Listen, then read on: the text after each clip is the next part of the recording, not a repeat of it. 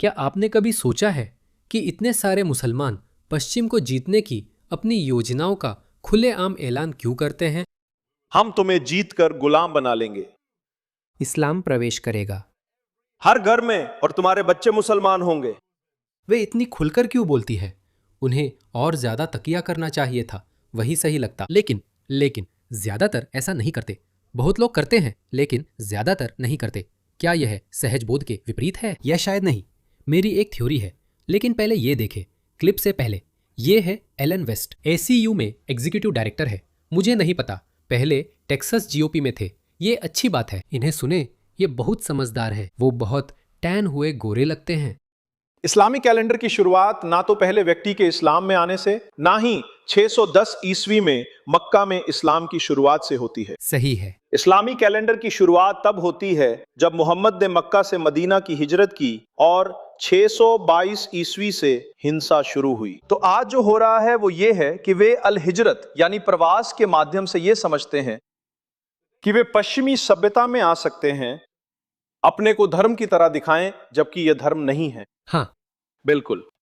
कोई ऐसा धर्म बताओ जो कहता हो कि जीत के बाद महिलाओं को यौन दासियां बनाओ। ओह, मुझे लगता है कि ऐसे और भी धर्म हैं, लेकिन वो प्रथाएं या तो बहुत पहले खत्म हो चुकी हैं, मर चुकी हैं, विलुप्त हो चुकी हैं, या फिर अब निष्क्रिय हैं। या वे श्लोक जो मैंने यहां पढ़े हैं, तो उनका सिद्धांत है पहले प्रवास, जनसंख्या, आंदोलन, फिर वर्चस्व। ये 4 चरण हैं। अब खुद से पूछिए, हम अमेरिका में उन 4 चरणों में किस चरण पर हैं? इसे रोकना जरूरी है, आप जानते हैं। एक सेवानिवृत्त सेना के लेफ्टिनेंट कर्नल, वे प्रवास के चरण में हैं और उन्होंने आंदोलन भी शुरू कर दिया है। यूके वो अंतिम चरण में। ब्रैंडन शॉ अपने पुराने कॉलेज ओल्ड डोमिनियन यूनिवर्सिटी में आर्मी आरओटीसी पढ़ाने लौटे। उन्हें आर्मी आरओटीसी पढ़ाते समय गोली मार दी गई और उनकी हत्या कर दी गई, एक ऐसे व्यक्ति द्वारा जिसने आईएसआईएस के प्रति वफादारी की शपथ ली थी। और कोई एक बार फिर मूर्खतापूर्ण सोच के तहत उस व्यक्ति को जल्द रिहा किया गया। कथित निगरानी में रिहाई। एक अपराधी सिएरा लियोन से आया वो नागरिक था जिसे बाद में नागरिकता दी गई थी। उसकी नागरिकता रद्द नहीं हुई, ना ही उसे वापस भेजा गया। उसने हथियार खरीदा और कॉलेज कैंपस में उस कमरे तक गया और ब्रैंडन शॉ को गोली मार दी। लेकिन भगवान का शुक्र है कि उन आर्मी आरओटीसी कैडेट्स ने वही किया जो उन्हें करना चाहिए था। उन्होंने उसे पीटा और मार डाला। यही वो है जिसका हम सामना कर रहे हैं। अगर हम नहीं समझते कि हम किस चरण में हैं, जैसे यूनाइटेड किंगडम लगभग 4थे चरण में है। राष्ट्रीय हिंसा आ चुकी है क्योंकि दुश्मन अब दरवाजे के अंदर है। यूनाइटेड किंगडम को इसका पता चल रहा है। वे 4थे चरण में हैं। जैसा कि आपने सही कहा, अमेरिका दूसरा चरण, लगभग 4। हम कहां हैं जब बात आती है प्रवास करने, आबादी बढ़ाने, आंदोलन करने और प्रभुत्व जमाने की? तो हमें इसे रोकना होगा। ये कोई धर्म नहीं है, यह एक निरंकुश धर्म शासित व्यवस्था है जो अत्याचार पर आधारित है। और यह कहता है कि या तो तुम धर्म बदल लो, तुम अधीन हो जाओ, या मर जाओ। ये उनके अपने शब्द हैं। माया एंजेलो ने कहा, जब लोग पहली बार आपको दिखाते हैं कि वे असल में कौन हैं, उन पर यकीन करो। जब लोग आपको दिखाते हैं कि वे कौन हैं, या जब लोग आपको बताते हैं कि वे आपके साथ क्या करने वाले हैं, उन पर भरोसा करो। सुनो, यही साधारण विचार है। मैंने शुरुआत में यही कहा था। आपको क्यों लगता है मुसलमान इसे खुलकर कहते हैं? इस्लाम हर घर में दाखिल होगा, आप पर कब्जा कर लेगा, ये करेगा, वो करेगा। आपको रहस्यमय होना चाहिए, आपको और भी सतर्क रहना चाहिए। मुझे गलत मत समझिए, कुछ ऐसे तत्व भी हैं जो रहस्यमय हैं। तो आपको समझना होगा कि इस्लाम की कितनी शाखाएं या उसकी कितनी भुजाएं वास्तव में वहां मौजूद हैं। तो ऐसे लिपस्टिक मुसलमान हैं जो आपको बहुत लंबे समय से बेवकूफ़ बना रहे हैं कि इस्लाम का मतलब शांति का धर्म है। देखिए, मैं तो बस अपना बुर्का और हिजाब पहनना चाहती हूँ। मेरा कोई बुरा इरादा नहीं है, बस मुझे अकेला छोड़ दीजिए। ये वही लिपस्टिक मुसलमान हैं जो हिजाब भी नहीं पहनते, जैसे वो महिला जिसने टॉमी रॉबिन्सन को धमकी दी थी कि बाहर निकले तो मार देंगे। अगर मध्यमार्गी मुसलमान ना होते तो तुम्हें मार दिया जाता। यही है लिपस्टिक मुसलमान। ये एक शाखा है जो अपना काम करते हैं और अपने समुदाय के बुरे लोगों की कभी आलोचना नहीं करते। जब वे इतने खुले तौर पर कहते हैं कि उनका धर्म शांति का है, तो फिर आप उन लोगों के खिलाफ कुछ क्यों नहीं करते जो पिछले 20 सालों से हमारे लिए मौत और जिहाद की कामना कर रहे हैं? वे ऐसा नहीं करते क्योंकि वे साझा मकसद जानते हैं। इस्लाम की सर्वोच्चता सबसे ऊपर है, बाकी सब उसके नीचे है। बाकी शाखाएं नीचे हैं, ये भी एक शाखा है। दूसरी शाखा मीडिया, मेहदी हसन प्रचारक, वे जनता को हमेशा गुमराह करते हैं। मैंने उसके ट्वीट्स देखे, उसने कभी अपने गुट के बुरे या हिंसक जिहादियों की आलोचना नहीं की, वह ऐसा कभी नहीं करता। लेकिन जो वह करता है वह यह है, वह हमेशा मूल निवासियों को कट्टरपंथी और नस्लवादी कहकर गुमराह करने की कोशिश करता है, और यही एकमात्र शब्द है जिसका वे सहारा लेते हैं। और वैसे अच्छी खबर यह है कि अब ये लेबल काम नहीं करते, इनका अब कोई खास मतलब नहीं रह गया है। वह ऐसा ही करता है। फिर उपदेशक होते हैं, जैसे मोहम्मद इजाज, दबा वाले और अन्य। हमारे पास ऐसे लोगों के ढेरों उदाहरण हैं। अगर मैं कहूँ कि हमारे पास हजारों इस्लामी विद्वानों और जानकार लोगों के अनोखे वीडियो हैं जिन्होंने पश्चिम को धमकी दी और बताया कि वे उसके साथ क्या करना चाहते हैं। इस्लाम स्थापित करना, एक खिलाफत स्थापित करना, या किसी न किसी रूप में इस्लामी खिलाफत या अमीरात कायम करना, या जो भी वे इसे कहना चाहे। कब्जा करना, 1000 से ज्यादा वीडियो। आपको कोई भी समकालीन धर्म ऐसा नहीं मिलेगा जो यही बात कहे। आपको 10 हिंदू या बौद्ध भी नहीं मिलेंगे जो आपको बताएं कि वे पश्चिम पर कब्जा करना चाहते हैं। 10, मैं आपको गारंटी देता हूं, 10। कुछ हसीदिक यहूदी ऐसा सोच सकते हैं, लेकिन उनकी योजना हमेशा थोड़ी अलग होती है और यह मुसलमानों की तरह स्पष्ट नहीं होती। मैं कुछ कट्टर यहूदियों की बात कर रहा हूं। ज्यादातर यहूदी कम संख्या के कारण कभी भी शत्रुतापूर्ण पारंपरिक अधिग्रहण नहीं कर सकते। ठीक है, वे सरकारी संस्थानों में प्रभाव हासिल कर सकते हैं, ये सामान्य है। हर समूह अपने अस्तित्व के लिए ऐसा करता है, मुसलमान भी ऐसा करते हैं। विद्वानों को यह सुविधा है क्योंकि वे किसी के प्रति जवाबदेह नहीं होते। वे पश्चिम में रहते हैं और जो चाहे कह सकते हैं, क्योंकि पश्चिम ने बहुसांस्कृतिकता के नाम पर पहले ही तय कर लिया था कि वे जो भी कहें हमें उन्हें खुश करना है, उन्हें अभिव्यक्ति की स्वतंत्रता देनी है, भले ही वो हमारे अस्तित्व के खिलाफ ही क्यों न हो, हम बस इसे सह लेंगे। यही पश्चिम है। तो वे ये जानते हैं, इसलिए वे ऐसी बातें कहते रहते हैं, और ये तो बस कई वीडियो में से एक है। जब मुसलमान जाते हैं और पड़ोसी देश पर विजय प्राप्त करते हैं, हम क्या करते हैं? हम उन सबको मार देते हैं। नहीं, पैगंबर कहते हैं, पहले उन्हें इस्लाम की ओर बुलाओ, अगर वे ना माने तो उन्हें बताओ कि अल्लाह ने तुम पर टैक्स देना अनिवार्य किया है। इसके बदले जब दुश्मन आए और आपके देश पर हमला करे तो आप नहीं लड़ते। हम मुसलमान आपकी रक्षा करते हैं। सुभान अल्लाह, इतनी कम रकम के लिए? हाँ, आप अपने घरों या देश में आराम से रहते हैं, जिंदगी सामान्य है, लेकिन हुकूमत शरिया की होगी तो आप नाइट क्लब्स नहीं खोलते, आप जिना अपने ही नहीं देश करते। में जब वे अगर कब्जा वे करते हैं, इनकार करें तो हमें लड़ना पड़ता है, और अगर हम आपसे लड़ते हैं तो हम आपको पकड़ लेते हैं, आप हमारे गुलाम बन जाते हैं और हम आपकी जमीन ले लेते हैं। और ये सब इसलिए होता है क्योंकि आप इनकार करते हैं। मैं आपको 2 अच्छे विकल्प देता हूं।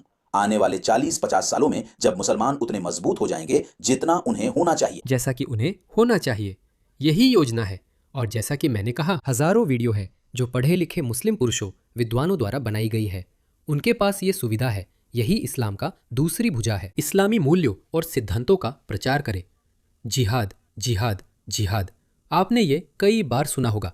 फिर इस्लाम का तीसरी भुजा आता है, जो है राजनीतिक वर्ग, इल्हान उमर जैसे लोग।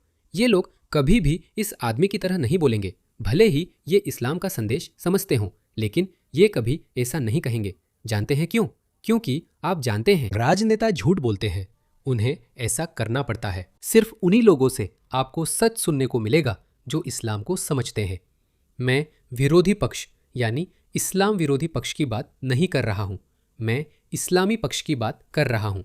ये लोग विद्वान हैं, ये पढ़े लिखे लोग हैं, वे आपको अपनी रणनीति के बारे में बता रहे हैं। मैं कह रहा हूँ कि राजनेता को कुछ मामलों में समझौता करने की अनुमति है। हाँ, अनुमति नहीं है, अनुमति नहीं है, अनुमति नहीं है। ठीक माफ है, कर दो, और माफ कर दो। नहीं मैं राजनीतिज्ञ, रह मैं सकता आपको था, बता सर। रहा हूँ, वो राजनीतिज्ञ, मुझे मालूम है कि ये बात कई लोगों को इस राता के मुद्दे से ज्यादा भड़काती है। कुछ परिस्थितियों में राजनीतिज्ञ को ऐसा करना ही चाहिए।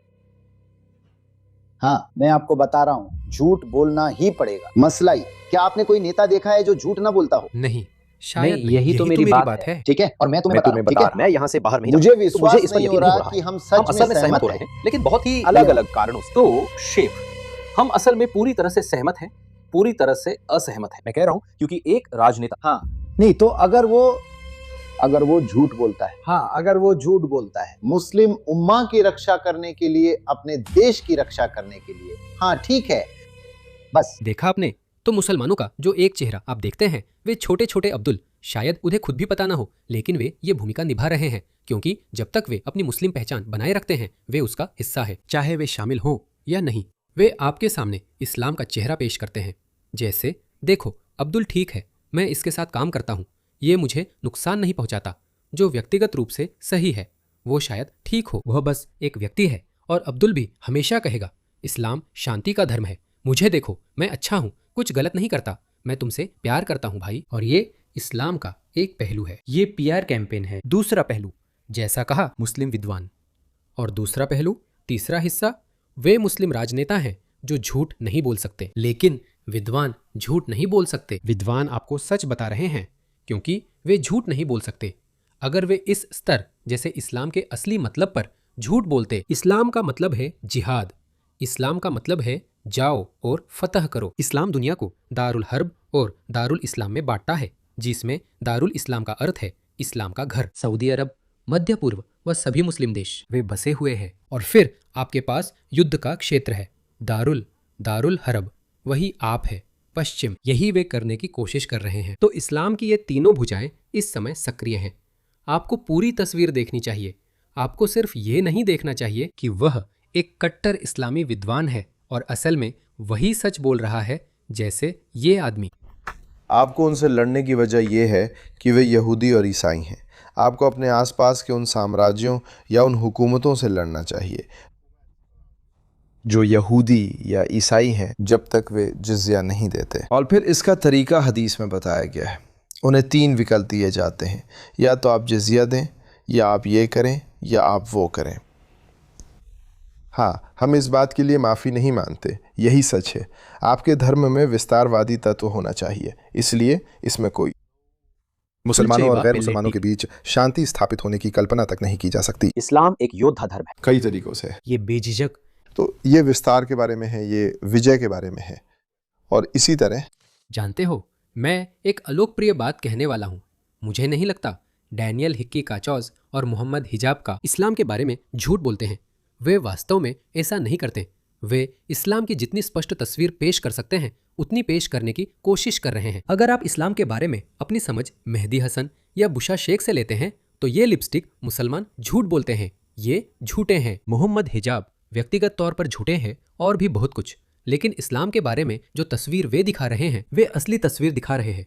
इसलिए हमारे पास हजारों वीडियो हैं जहां पढ़े लिखे मुस्लिम पुरुष बताते हैं कि वे पश्चिम के साथ क्या करेंगे। तो ध्यान रखें, इस्लाम और मुसलमानों को इन 3 शाखाओं के नजरिए से देखें। राजनीतिक पक्ष, इल्हान उमर, राशिदा तलीब, ये नया आदमी जो आ रहा है, अल सैयद या जो भी उसका नाम है, पूरा जिहादी है, वैसे पूरा इस्लामवादी है। उसके ससुर मुस्लिम ब्रदरहुड में टॉप पोजीशन पर थे या सबसे बड़े डोनर थे या कुछ ऐसा ही था। वे झूठ बोलते हैं और उन्हें विद्वानों से इसकी अनुमति मिली है। आपने वीडियो देखा था, वे झूठ बोल सकते हैं। और तीसरी शाखा, अगर आप इस्लाम समझना चाहते हैं, विद्वानों की सुने, वे इस्लाम को जानते हैं। और मुझे पता है कि यह बहुत सुखद देखने के लिए नहीं है, इसलिए आपको मेरी बात सुनते रहना चाहिए। मेरे जैसे लोगों को देखते रहिए और इस्लाम और इस्लामवादियों के व्यवहार को समझिए।